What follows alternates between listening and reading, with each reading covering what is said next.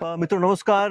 लगातार अनेकों जगहों पर प्रवास रहता है और सब जगहों पर ये लगता है कि जैसे मरीजों की भीड़ आ चली है। और हमारा ये इलाका, हरियाणा का इलाका, करनाल कुरुक्षेत्र का इलाका, जो कि इतना संपन्न है, इतना कुदरत ने जिसको दिया है, यहाँ पर तो खास तौर से हमें लगता है कि अलग-अलग तरह की बीमारियों में घर का कोई ना कोई सदस्य पड़ा हुआ है। पूरे घर का जो वातावरण है वो नकारात्मक हुए पड़ा है। तो क्या ऐसी संकल्पना संभव है कि बिना दवाइयों के भी हम स्वस्थ रह सकें? हमारे यहाँ पर जो पारंपरिक रूप से हम सुनते आए थे कि उतनी-उतनी लंबी उम्रें हुआ करती थी, कभी दवाई नहीं ली। क्या आज के इस समय में भी वो संभव है? तो डॉक्टर साहब का ऐसा मानना कि हाँ, ऐसा संभव है।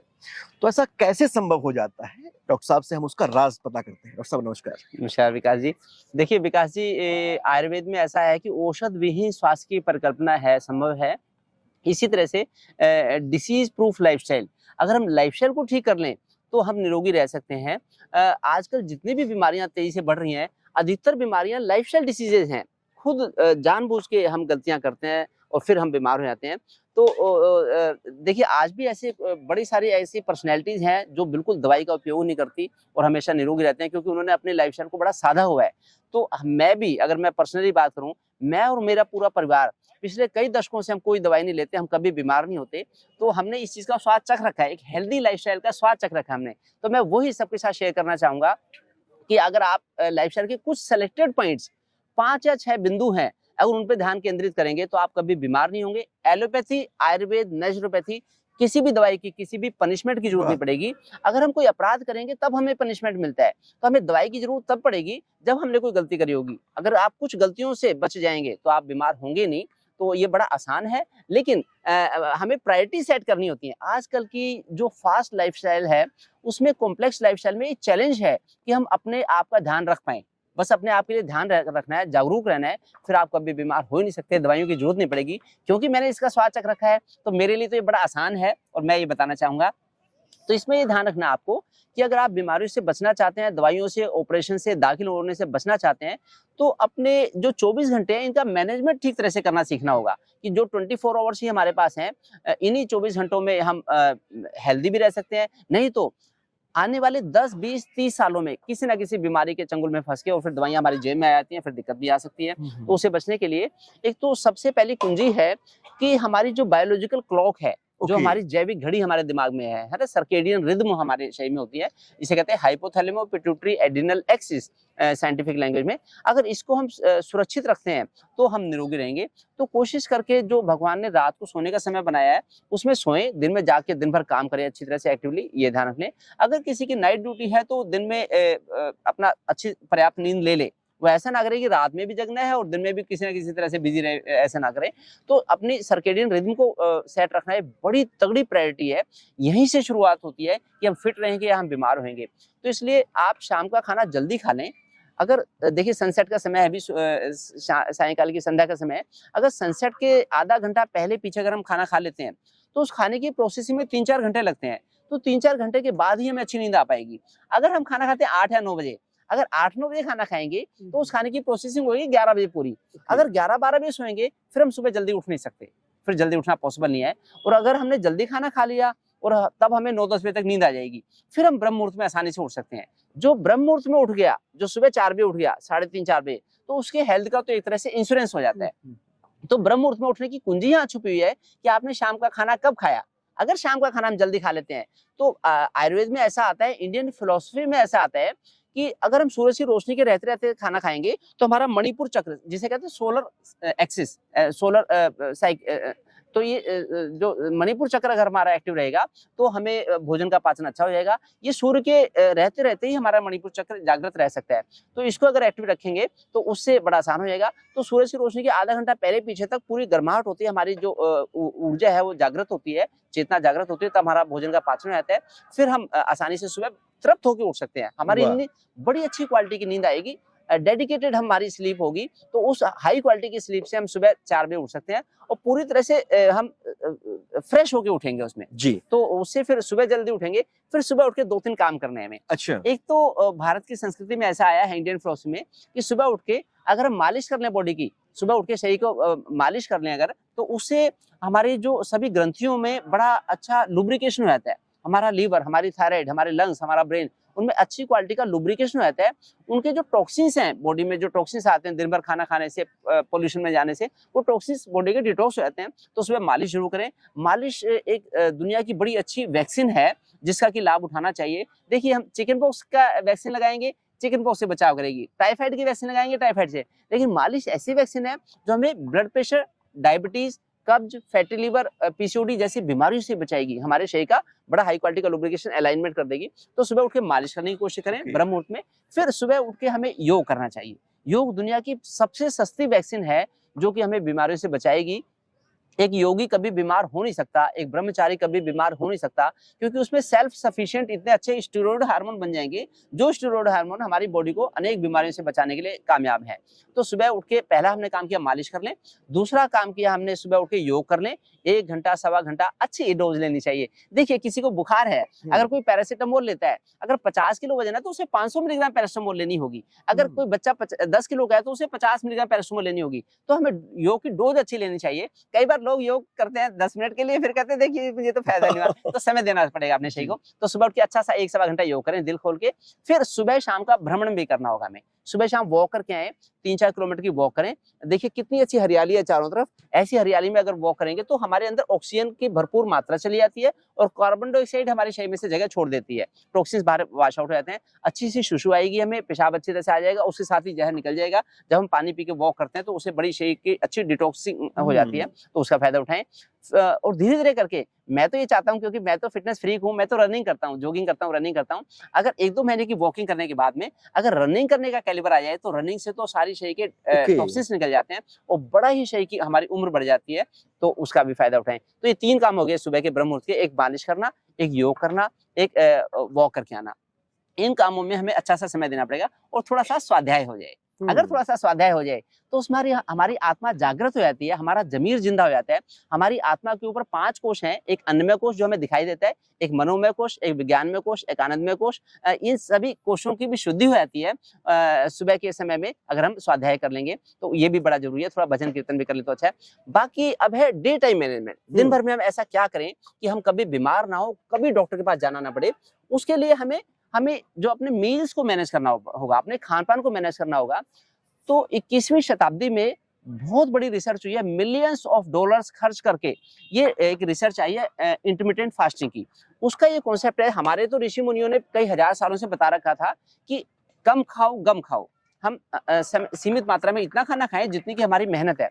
तो अगर इसमें इंटरमिटेंट फास्टिंग का कॉन्सेप्ट है कि हम केवल 8 घंटे ही खाना खाएं, 8 घंटे मशीनरी चालू रहे हमारे पेट की, बाकी 16 घंटे मशीनरी को आराम मिले, जिससे कि बाकी ब्रेन को भी ब्लड सर्कुलेशन मिले। तो हम सुबह 9-10 बजे पेट भर के खाना खा लें, दोपहर में फल खा लें, फिर शाम को 6-7 बजे तक फिर खाना खा लें। दिन में 2 ही बार खाना खाएं। शादी के बाद तो दिन में 2 ही बार खाना खाना चाहिए, जिससे कि हमारे वो खाने का 100% पाचन हो जाए। उस खाने में से हमें protein, carbohydrate, minerals, vitamin available हो पाए, हमें कभी भी सप्लीमेंट ना लेने पड़े। आजकल बच्चे जिम में जाते हैं, 15 मिनट के लिए जिम में जाएंगे, फिर इतने बड़े बड़े डिब्बे ले आएंगे सप्लीमेंट्स के, और फिर उससे होती है तरह तरह की बीमारियों की शुरुआत होती है, वो डाइजेस्ट नहीं हो पाते। इसलिए खाना दिन में 2 बार खाएं, दोपहर में फल खा के काम चला लें। चाहे आप जज हैं, चाहे आप डॉक्टर हैं, चाहे आप एडवोकेट हैं, इंजीनियर हैं, IT पर्सनल हैं, प्रोफेसर हैं, अगर जितना भी हमारी सीडेंटरी लाइफस्टाइल होती है, इंडोर की लाइफस्टाइल होती है, फिर तो हमारा कम भोजन भी पचाना बड़ा मुश्किल हो जाता है। तो इसलिए सीमित मात्रा में भोजन लें, जिससे कि हम उसको पूरी तरह से प्रोसेसिंग कर सकें। ये है। बाकी शाम को हम जल्दी सो जाएं। फिर यह है कि हमें अपना माइंडसेट अच्छा रखना होगा। एक ये इंपॉर्टेंट पॉइंट है कि हम माइंडसेट अच्छा रखें। हम थोड़ा सा हमारी समाज की सेवा की, परोपकार की भावना होनी चाहिए। देखिए, जो भगवान ने हमें मानव जाति को बनाया है, तो इस बगीचे को, इस फुलवारी को रख रखाव के लिए बनाया है। अगर हम इसका शोषण ही करते रहेंगे तो हमारा माइंडसेट अच्छा नहीं रहेगा।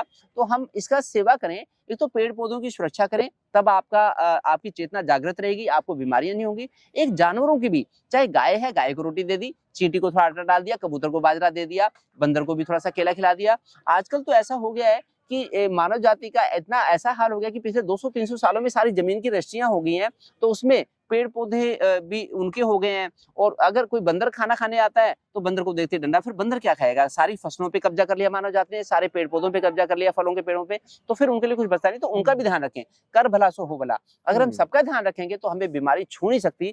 तो सबके साथ मिलके अगर हम आगे चलेंगे, प्रकृति के साथ मिलके चलेंगे, प्रकृति का आशीर्वाद लेंगे, फिर हमें बीमारी छू नहीं सकती। ये बड़ा आसान है, और जिसको इसका चस्का लग जाता है फिर वो इसे इस रास्ते से हट नहीं सकता।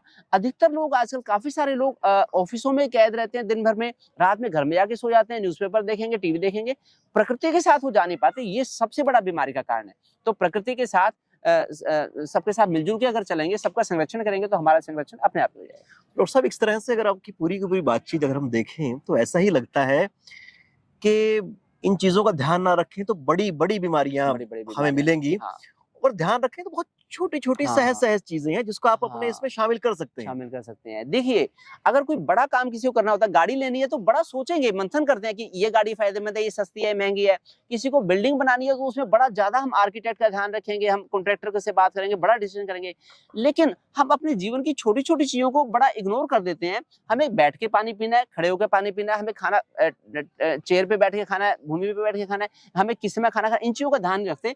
तब वो गलतियां 10, 20, 30, 40 साल में ब्लड प्रेशर, डायबिटीज, मोटापा, फैटी लीवर, पीसीओडी या कब्ज की शुरुआत बन जाती है। इसलिए हम छोटी छोटी चीजों का ध्यान रखें, फिर हमें कभी बीमारी हो नहीं सकती। डॉक्टर साहब, वैसे तो बहुत सारे अलग अलग विषय हैं जो दिनचर्या के अंतर्गत आ सकते हैं, पर अगर आप बहुत संक्षिप्त में उसका जवाब दे सकें तो ये एक तरह से वीडियो पूरी हो जाएगी। हाँ जी, हाँ जी। एक तो पानी बहुत महत्वपूर्ण तत्व हाँ है, जी, हाँ जी। जिसको हम अंदर लेते हाँ हैं। जी, हाँ जी। तो पानी के विषय में बहुत सारे मिथक हैं। हाँ जी। कुछ लोग कहते हैं कि पानी आप जरूरत के हिसाब से लें, हाँ। कुछ लोग कहते हैं कि खूब सारा पानी पिए। हाँ जी। तो पानी के विषय में क्या ध्यान रखें? देखिए, मैं आपको कॉन्सेप्ट बताता हूँ, बड़ा सरल है, आपको हमेशा के लिए, जितने भी व्यूअर्स देख रहे हैं सबको बड़ा आसानी से समझ में आ जाएगा।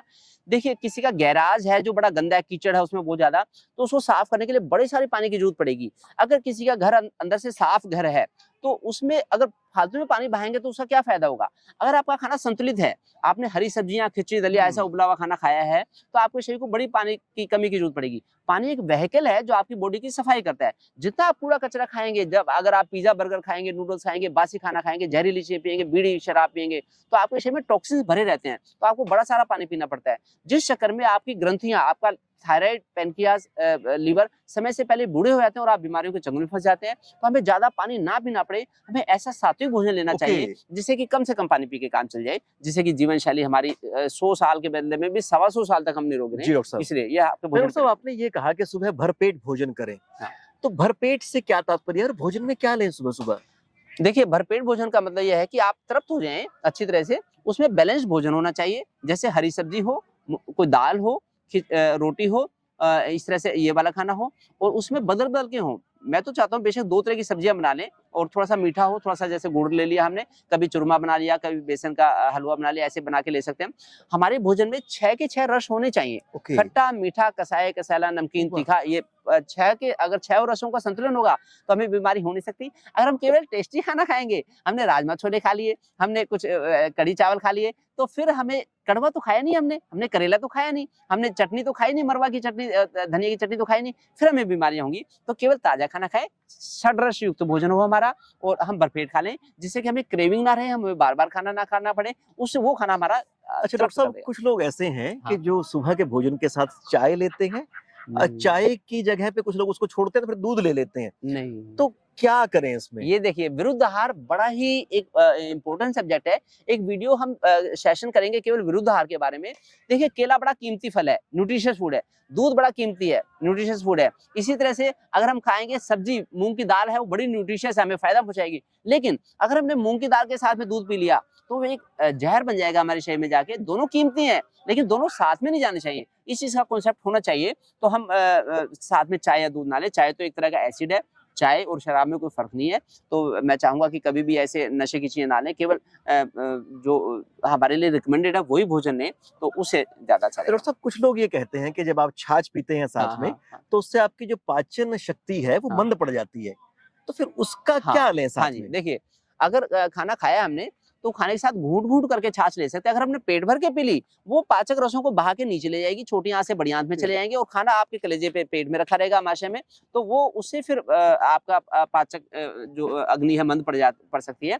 तो इसलिए घूंट-घूंट करके थोड़ी-थोड़ी ले सकते हैं या फिर 20-30 मिनट के बाद ले लें छाछ। छाछ अलाउड है खाने के साथ, छाछ अमृत तुल्य मानी गई है, तो सीमित मात्रा में लें तो अच्छा रहेगा। वैसे खाना ही हमारा ऐसा होना चाहिए कि हमें लिक्विड लेना ना पड़े कुछ। अगर हम गरिष्ठ भोजन लेंगे, हमने गाढ़ी दाल बनाई है, राजमा छोले बनाए हैं या चटपटा खाना बनाया है, तब हमें सारा साथ में पानी, चाय, दूध कुछ ना कुछ लेना पड़ता है। हमारा खाना ही तरल पदार्थ, तरल सेमी सॉलिड होना चाहिए, लिक्विड या सेमी सॉलिड, जिससे कि हमें इन सब चीजों की जरूरत ना पड़े। हमारे भोजन का 25% हिस्सा लिक्विड होना चाहिए और बाकी सेमी सॉलिड होना चाहिए। सॉलिड भोजन से दूरी बना के। डॉक्टर साहब, असल में इतने सारे विषय एक विषय के अंदर से खुलते चले जाते हैं, पर उनके ऊपर तो जैसा कि आपने कहा बाद में विस्तार से बात करेंगे। पर अंत में डॉक्टर साहब एक बार फिर से हम, जिसका आपने शुरू में जिक्र किया था, वो थी कि हमारी बायोलॉजिकल क्लॉक। तो उस क्लॉक के बारे में थोड़ा सा बताएं, उसको हम कैसे पहचानें और कैसे उसके अनुसार अपने आप को ढालें, उस क्लॉक के बारे में। देखिए, जितने भी जानवर हैं, चाहे गाय है, चिड़िया है, कुछ भी है, गाय को जब भी हम रात को खाना खिलाएंगे और रात को खाना नहीं खाएगी। जितनी भी गायें हैं दिन में ही खाएंगी, रात में पूरी रात रेस्ट करती हैं, हमेशा निरोगी रहती हैं। जब हम उनकी टेमिंग करते हैं, जब हम पालतू बनाते हैं, तो हम गलती कर सकते हैं, दूध ज्यादा लेने के चक्कर में तो दिक्कत होती है। इसी तरह से हम भी अगर बायोलॉजिकल क्लॉक को फॉलो करेंगे, समय से सोएंगे, समय से उठेंगे, जो बायोलॉजिकल क्लॉक है, हर 2.5 घंटे के बाद हमारे हार्मोन्स का लेवल चेंज होता है बॉडी के अंदर, हर 2.5 घंटे के अंदर। तो ऐसा आयुर्वेद में और इंडियन फिलोसफी में आया है। तो मुहूर्त दर मुहूर्त हमारे और घड़ी दर घड़ी हमारा वो चेंज होता है। तो उसमें किस हार्मोन्स से हमें शू करने के लिए हमें हिंट मिलता है, कमांड मिलता है, किस हार्मोन से भूख लगने के लिए कमांड मिलता है। सुबह के समय में हमारा जो वायु है वो प्रकोपित होती है, वायु ही हमारे मल को बाहर निकालती है। तो सुबह के समय में लैट्रिन जाने का समय सबसे अच्छा समय है।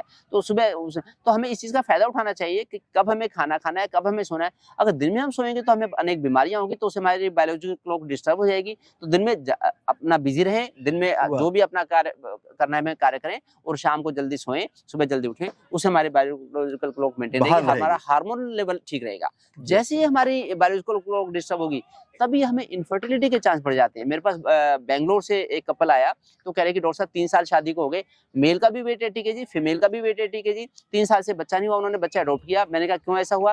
कह रहे कि जी हमारा ना वो इंटरनेशनल कॉलिंग का सिस्टम चलता है, तो हम रात को शाम को 6 बजे शुरू होते हैं और 2-2:30 बजे तक हम कॉल करते हैं, तो इनफर्टिलिटी हो गई, क्योंकि उनकी बायोलॉजिकल क्लॉक डिस्टर्ब हो गई थी। उनके हार्मोन्स वो जो फायदेमंद हार्मोन्स है वो बन नहीं रहे थे, जो स्ट्रेस हार्मोन ज्यादा बन रहे थे, इसलिए बायोलॉजिकल क्लॉक को मेंटेन करना बड़ा ही आवश्यक है। जी डॉक्टर साहब, तो अब डॉक्टर साहब ने इतनी विस्तार से और इतने प्यार से ये पूरी जानकारी दी। मुझे डॉक्टर साहब एक बात समझ में आ रही है इस पूरी बातचीत को सुनते हुए, ये मित्रों ठीक ऐसा ही है कि हमने अपनी नाव को समंदर में डाल दिया है, और अगर हम हवा का रुख देख के अपनी जो पतवार है उसको सेट करेंगे, तो बहुत सही से हमारी जो नाव है वो बढ़ सकेगी।